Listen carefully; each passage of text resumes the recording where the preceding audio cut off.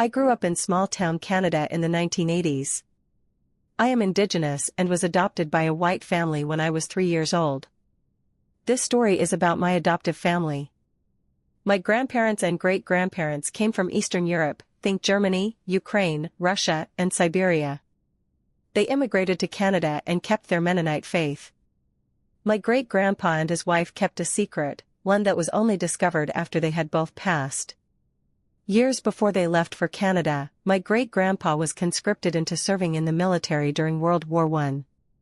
I don't have many details about his service except that he was stationed in Russia, and doesn't seem to have seen actual combat. He had to leave his wife and children behind while he served. After the war they immigrated and sadly he died before he reached 50.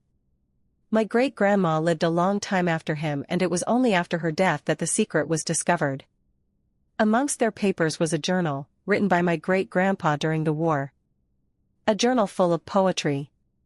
Poetry about his loneliness, his homesickness, his longing for his wife and kids. He wrote about the soldiers he was stationed with. He wrote birthday poems for loved ones. He wrote about his faith in God. About his home, his village, his friends. Very few people knew he had served and only he and his wife knew about the poems. The family member who discovered the journal held on to it for years then finally worked to translate it. It was eventually published as a book for family. It shows the journal pages, written in German with a smattering of Russian all in very neat handwriting alongside the translation. I don't know why it was never talked about, his time in the war I mean.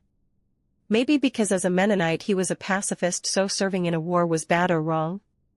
As a teenager I wrote poetry too and I like to think that even though I don't share his DNA, it's cool I have something in common with him.